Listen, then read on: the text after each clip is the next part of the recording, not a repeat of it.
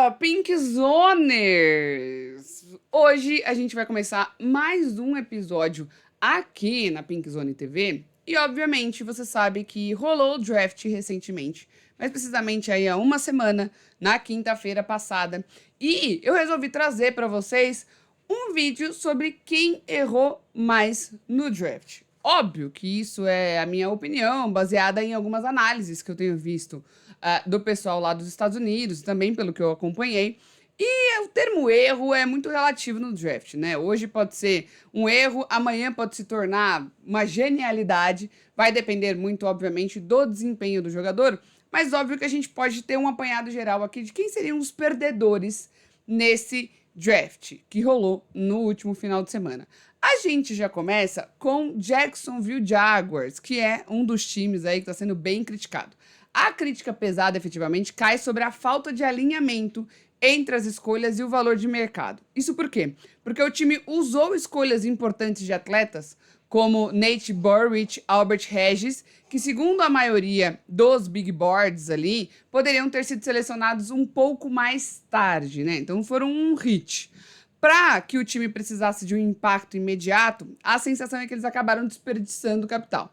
Porque basicamente, quanto mais cedo você drafta esse jogador, mais caro ele vai ser para o seu time. E principalmente se você pega ele ali na primeira rodada, você tem a opção ali de quinto ano e também torna tudo um pouco mais caro. Então, no caso do Jacksonville Jaguars, não é nem que foi um erro a escolha do jogador em si, mas eles acabaram se equivocando ou se apressando em escolher esses jogadores cedo demais. Então, eles poderiam ter sido escolhidos ali um pouquinho mais para frente.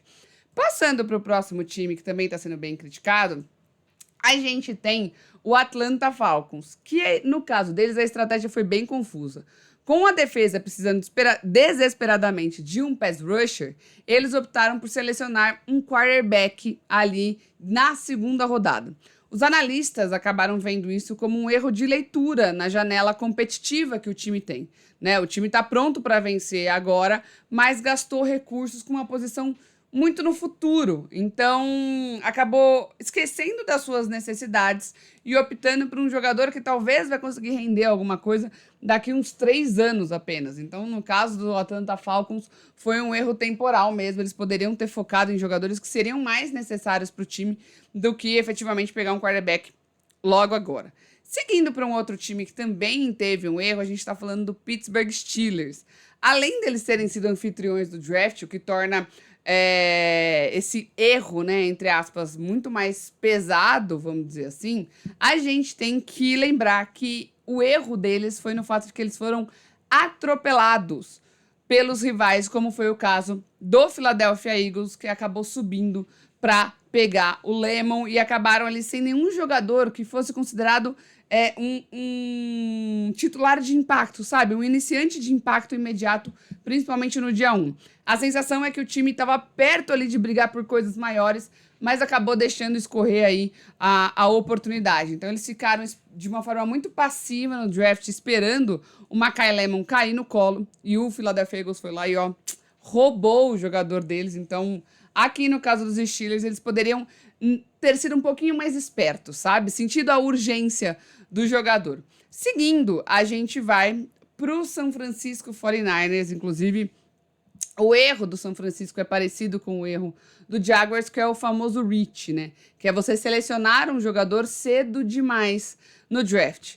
E isso aconteceu quando eles selecionaram o wide receiver Deshaun Stribling na escolha 33, que foi considerado um exagero, ou seja, ele não deveria ter saído tão cedo. Seguiram com o Kellen Black na terceira rodada, que é um running back que nem foi convidado para o Combine, então assim, só melhora. O que gerou questionamentos ali em volta do John Lynch e da qualidade, né, efetivamente, de draft dele. E o pessoal tá comentando que isso pode gerar um certo problema, principalmente em valor real dos talentos disponíveis, né? Porque eles acabaram ali deixando passar algumas oportunidades e draftando jogadores que não necessariamente eram a escolha principal que o time tinha que fazer, principalmente no segundo dia, até porque o 49ers, ele foi fazendo trocas e deixando as suas escolhas descerem. Então, ele não escolheu no primeiro dia, ele foi escolher só no segundo. Ele acumulou escolhas e aí não soube capitalizar muito bem, apesar de ter uma quantidade de escolhas significativa. O último time aqui a ser bem criticado, eu trouxe em especial, é o Los Angeles Rams. O Los Angeles Rams tem o QB Matthew Stafford, que foi eleito MVP no ano passado.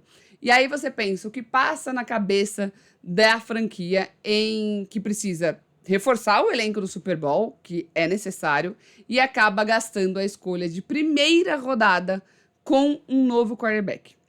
E para piorar, um quarterback que nitidamente vai ser quarterback reserva. E isso gerou um certo desconforto ali, nítido, com o Sean McVay. Eu fiz até um vídeo disso no Instagram e tudo mais, tem shorts aqui no YouTube, justamente mostrando esse desconforto claro do Sean McVay, do HC dos Rams, na entrevista. E enquanto os outros times procuraram ali buscar completar elencos campeões, os Rams pegaram o Ty Simpson. Significa que o Ty Simpson é muito ruim? Não necessariamente, mas talvez fosse melhor deixar esse jogador para um time que precisasse de um quarterback ali como titular.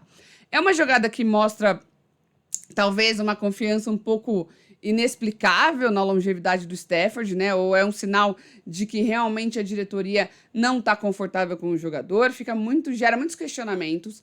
Para piorar, existe a teoria da conspiração de que o GM dos Rams seria muito amigo do pai do Ty Simpson, o que justificou, até porque o Ty Simpson é de Alabama, o GM é de Alabama. Na coletiva ele fala que ele estava muito feliz porque o jogador era de Alabama e ele era de lá também, lá. E assim, é um pouco inaceitável que uma equipe que acabou de ter um MVP e que briga por título de uma forma muito consistente se dê ao luxo de investir tão alto em um jogador que não vai ter um retorno imediato. Então, a única justificativa plausível mesmo que tem sido comentada é uma visão a longo prazo, mas até isso seria um equívoco, sabe? Porque você poderia procurar esse jogador talvez no ano que vem. Enfim, o valor de escolha de primeira rodada no auge de uma janela de Super Bowl é imensurável para um time que precisa de reforçar posições de uma forma mais imediata, né?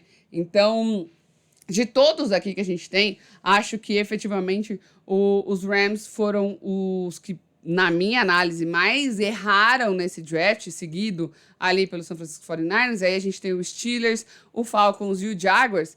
E eu trouxe uma coisa muito interessante aqui para vocês, que é essa análise que o Felipe Luna até me mandou, que o pessoal da draft, do Draft Database soltou no Instagram justamente esse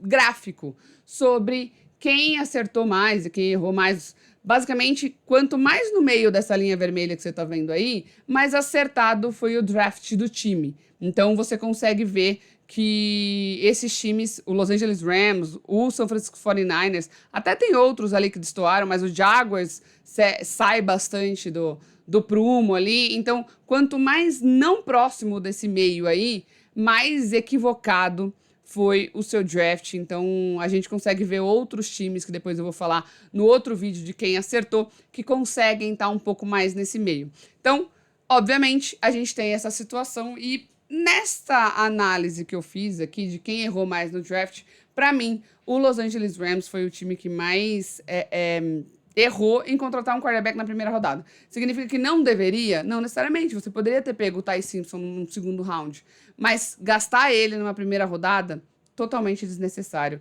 Então, foi aí uma situação bem questionável, gerou bastante polêmica na imprensa. E é isso. Pode ser que eu esteja errada? Pode-se. O draft é uma ciência bem imprecisa e o que parece ser um erro hoje, amanhã se torna uma coisa excepcional, entendeu? Uma visão de mercado absurda do front office do time. Mas analisando o consenso dos analistas pós o draft de 2026, essas são as franquias que se sairiam com notas bem baixas e decisões estratégicas bem questionáveis, certo? Então, é basicamente isso, é um vídeo bem tranquilo, bem curtinho. Aproveite, se inscreve no canal, compartilha, deixa o like. Também segue a gente nas outras redes sociais, tá aqui embaixo na descrição.